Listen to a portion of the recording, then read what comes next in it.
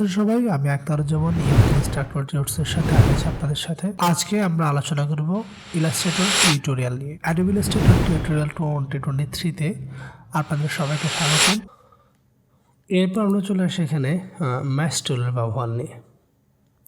তো ম্যাশ টুলটা কীভাবে কাজ করে সেটা নিয়ে আমরা কথা বলবো।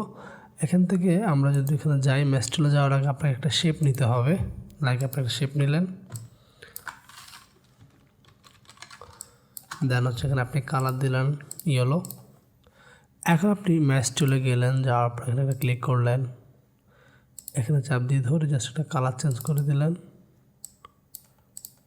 ওকে, আবার এখানে ক্লিক করলেন, এখানে ক্লিক করলেন, এখানে আবার ক্লিক করে কালার দিয়ে দিলেন ডিপ। এখানে ক্লিক করলেন,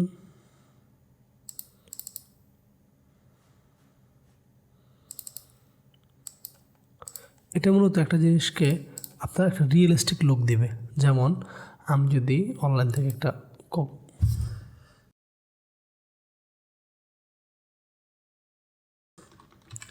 আমি মনে করা হচ্ছে যেটা করবো আর কি, এখানে পেন টুলের সাহায্যে এটাকে ড্রয়িং করে নিলাম।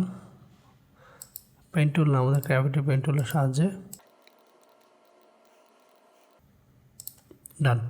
তো এটাকে আপনি সরাই ফেলেন, সরাইয়া আইড্রপার সাহায্যে এই কালারটা নিয়ে নেন। ওকে, এখন হচ্ছে আপনি যদি এটাকে এখানে রাখেন, রেখে যদি ম্যাশ টুলে যান আর এইখানে একটা ক্লিক করেন, দেন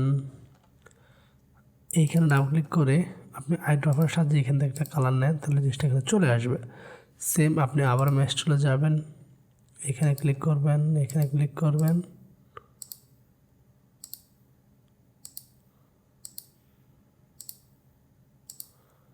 তো এখানে মূলত যেটা হবে, এই যে আপেলটা একটা রিয়েলিস্টিক লুক চলে আসবে। এখানে ধরবেন, ধরে আইড্রপার দিয়ে এখানে ক্লিক করেন, আবার আপনি এখানে যান, ডাবল ক্লিক করেন। এভাবে অনেক টাইম লাগবে এটা করতে।